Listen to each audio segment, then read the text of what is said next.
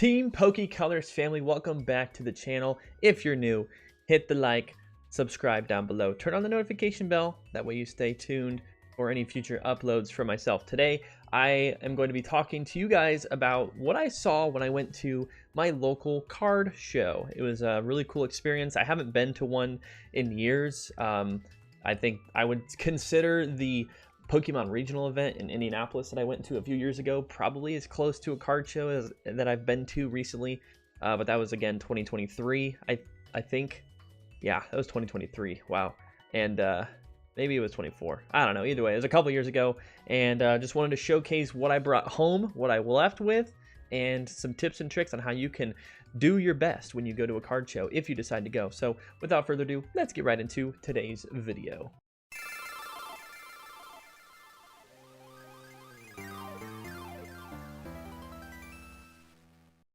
You can see that I have in person 2 Prismatic Evolution surprise boxes. Granted, these items I will say have been stocked online a few times over the past few months and probably will continue to stock, so be on the lookout for them. But personally, I think these are one of the best low budget, affordable prismatic boxes that you can buy to keep sealed. Reason being is because of the chase of the promo card. You have the opportunity to pull an evolution card that looks somewhat like this, that would be sealed. It has a Prismatic Evolution stamp on it. And obviously the chase being the Umbreon, which I'm fortunate to have pulled from one of these boxes, so I don't have a reason to open these. But these Prismatic surprise boxes come with the sealed promo, and on top of that, you also get 4 packs of Prismatic, and you also get this, it's basically an ETB sized box to put your cards in for storage purposes. But really cool product. Was glad to find those there. Realistically, I was not really hoping to go away or walk away with anything in particular. A lot of what I saw were pretty much modern PSA 10s, graded cards like special illustration rares, stuff like that. Not a ton of vintage, which I was kind of surprised to see because I'm a huge vintage fan, and most of the vintage there were kind of lower end hollows. Maybe some EX era like commons, uncommons, some WotC commons that I saw some folks selling. But like I said, not a ton of individual price vintage singles. It was a lot of illustration rares, a lot of EXs, you know, a lot of cards from that 50 cent to probably $5 card range. And that seemed to be what people were selling a lot of. Also did see an art set of Evolving Skies blisters for, oh my gosh, I don't want to say it, but $275. If you guys have been following this channel for a while, you know I went heavy on Evolving Skies blisters when they were getting stocked back in the day. Wish I would have kept at least an art set sealed because my goodness, that is ridiculous. But happy for anybody that is, you know, in Evolving Skies. I do have a few single cards left from the set, but yeah. We don't talk about past decisions or mistakes. That's not what we want to dwell on, because I could go on for days and days of things that I've done in the past that I wish I wouldn't have done.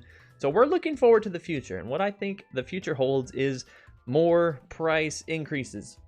Just market in general. I mean, this thing is not slowing down. The Mega Set booster box pre-orders at like over $300. So I'm trying to kind of navigate the best way that I can, and hopefully, you know, these types of videos will help you kind of figure out what you want to do for your own collection as well. So yeah, personally, huge fan of these. Glad to have 2, because one would have been cool, but 2 is even better.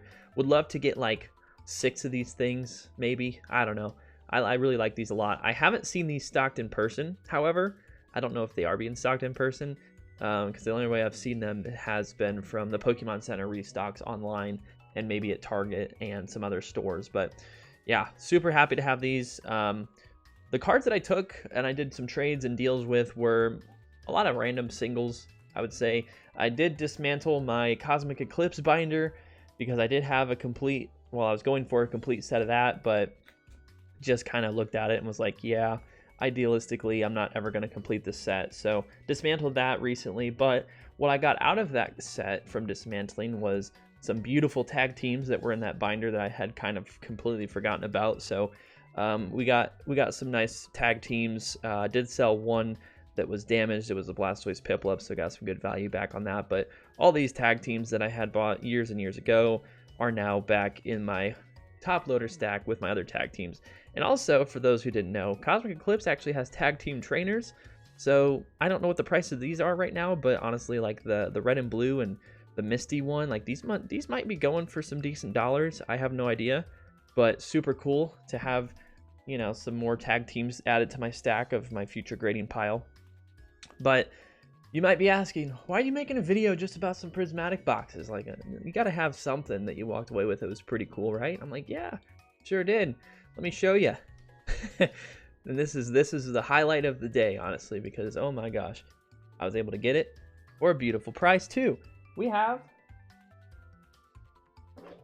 Celebrations ETB, and I used to have one in my sealed collection, but it had a little tear in the front, so I think it was either a year or two ago that I opened it, and I think we pulled a Charizard from it, so that was cool. But as you know, I did see a lot of these Greninja promos in the sealed format being sold there as well.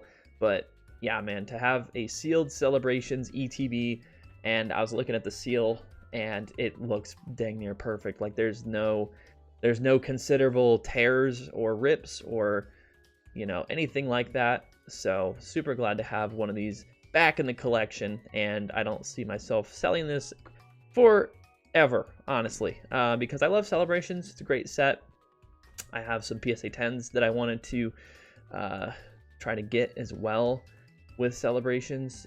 Personally, I just love the concept of Celebrations, and it looks like you even get some actual single packs in here from this, you know, Sword and Shield era as well. So super cool. But ETBs are going crazy right now. Even the basic ones like, you know, Destined Rivals, Journey Together, you know, ETBs like that I saw going for $70, $80 plus. So just the whole concept of an ETB, I feel like, is becoming more of a higher end collector's item just because of the Pokemon Center ETBs that have been released. And for those that can't get the Pokemon Center ETB, what do they look to next? It's the next version of it down, which is the common ETB. I would love to get a Pokemon Center Celebrations ETB. However, that is getting pretty pricey. So I'll be, you know, happy and content with my base, you know, Celebrations ETB that we got here. But yeah, super cool experience. I need to go to more shows, man. I would love to vlog one of these shows for you guys, kind of see what's out there, and, you know, kind of get a lay of the land, because I wasn't really sure what I was going to be looking for or going into as far as like the spread of cards and things. But there wasn't a ton of vintage sealed. Like, yeah, like it was a smaller show, granted, so a lot of it was, you know, black and white, a lot of the modern sets, prismatic, a lot of that there. Some 151, like the Blooming Waters boxes, I did see a few of those. Someone did have an Evolving Skies booster box for like $2,700 or something similar. It's about market, but cool to see that in person. Wish I wouldn't have opened 3 of them. At least should have kept one of them sealed, but oh well. You live and you learn. Or you live and you don't learn, because that seems to be the common theme for me. But overall, it was a great show. Cleared up some binder space, so now I have a fresh, brand new binder to put some older EX sets or something else in. I don't really know yet. I might throw my Skyridge cards in here and make a Skyridge binder, but again, not too sure there. Overall, it was a great show, and also got some Surging Sparks single packs, which they're over here on my display, so didn't feel like pulling those off, but they're all the Latios artwork, which are my favorites, of course. And yeah, I didn't really, I tell you what though, I did have one mission, and my mission was to trade my singles for sealed products, because that is kind of the method that I'm trying to pursue here going long term. Because I have a ton of binders, a ton of master sets, in progress master sets, and they take up a lot of space. Granted, sealed does too, but you know, if you compare a sealed, you know, desirable ETB or a sealed booster box compared to like a master set of, you know, a modern set, like the fluctuations are all over the place with the buyouts and the market manipulation, whatever you want to call it. Whereas the sealed stuff, like usually it consistently goes up over time, as do most singles. But personally, I like the concept of holding something sealed for the long term, because again, I was looking through my old videos, and I don't want to do this, don't want to say this, but you know, looking at how much a sealed Plasma Freeze booster box goes for now, like, who's to say this couldn't be the next version of that? You know, obviously it's an ETB, its Celebration's a little bit different, but that's the kind of mindset I've had to shift into a little bit here, just seeing how crazy the market is with single cards. And you know, now we're seeing like Paldean Fates go up in price like crazy, so now I'm considering what to do with that binder. You know, do I keep it for the long term in hopes I do find a bubble Mew for a reasonable price, or, you know, trade something in the future for a bubble Mew, which again, it's like, I don't think I can do that. I might just have to really fine tune what sets I want to collect long term, because, you know, it's only a matter of time before the next set has a crazy card that goes up in price. And, you know, you look at the Moonbreon from Evolving Skies, yeah, it got priced out through the roof. It came down, but it still settled at like $800 at the low point before, you know, the market really started picking up again. So even if you're not considering buying it at 800, why would you pay 2,000? So it's like, for that concept, I don't know. I might just stay away from master setting going forward. Honestly, it's getting to be a lot, but we'll figure that out in due time. But yeah, I just wanted to share my experience with the card show. Got to make some space for this bad boy in the background, so you'll see that on the shelf at some point. And then same thing for the prismatic boxes. Glad to have those in my collection. I would love to somehow, some way in the future, upgrade a lot of these like loose plastic cases to acrylic, because they look a lot nicer and a lot more sturdy, of course, but acrylics can be pretty pricey as well. So at least with the plastic, there's some sort of protection on it. If, you know, you try to scratch it or bump it, it's not going to have any problems there, hopefully. So yeah, let me know what you guys think in the comments. Like I said, I'll try to do, you know, a little bit more of a vlog style approach to the next show I go to, but not sure when that will be. And we got to have a goal. We got to have a goal, because today, for this card show's goal, it was to trade singles that I had just sitting around for sealed stuff, and that's what I did. So felt good about that. But yeah, hopefully you guys enjoy. Hopefully you have a great day. We'll see you in the next video. Peace.